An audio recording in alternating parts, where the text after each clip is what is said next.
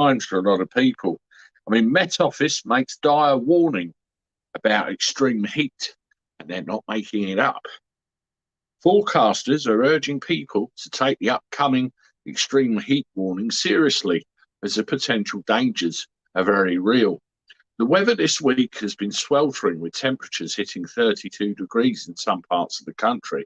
I've seen it hotter personally. I don't know about you.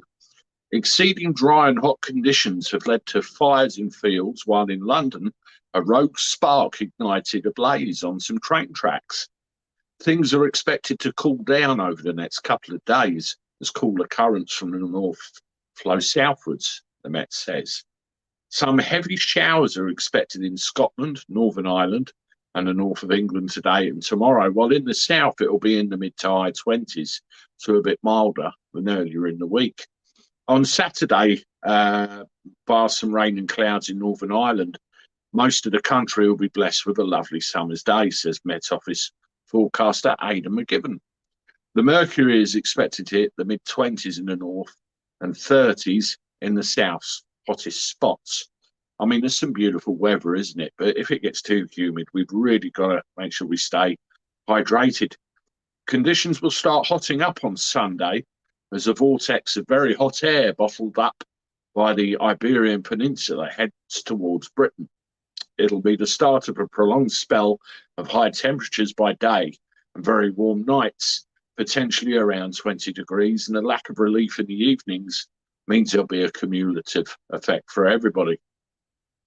By the start of next week, temperatures are set to hit the low 30s in many places, while in parts of the southeast, eastern and northern England, they will reach the high 30s. Of course, that would approach the all-time temperature record, which is 38.7. There's a 20% chance of breaking that. I can already hear people saying, I can cope with this kind of heat. Why do we need an extreme heat warning? I mean, I don't know if you see it, but that is the area where we're going to get smacked the most, kind of all around the South England, probably Newcastle, Manchester, all the way down to the south coast. It is going to be really, really bad.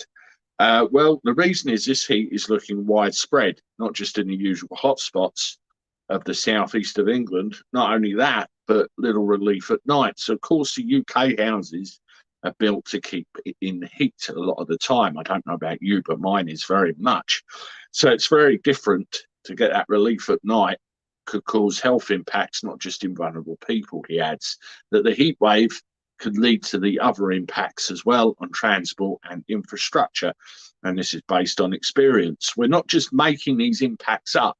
They're based on the fact that we've seen similar impacts from previous hot spells in the UK in the past. So when we're seeing a repeat of this kind of heat wave in these kinds of areas, we can only extrapolate the impacts that are possible.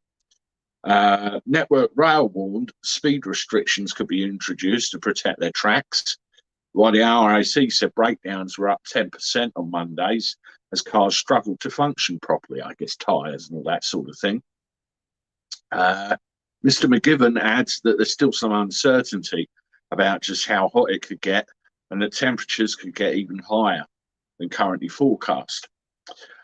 Some supercomputer models have suggested it could be as high as 43 this weekend, although the Met Office said the mid to high 30s are more likely. The Met Office's extreme heat warning is currently in place for Sunday to Tuesday, so they're expecting something. Meteorologists aren't sure when it'll come, but the heat wave is likely to be broken down sometime next week with thunderstorms. That's what we all look forward to when it gets too hot for too long. After my thundery showers clear away, actually the signal for the later next week is for high pressure to build back, in albeit with much cooler air, says Mr. McGibbon. That would lead for much of the UK to drier and in many places sunnier weather, returning closer to average temperatures. So the long and short of it, we're in for some hot stuff for a prolonged period. So, you know,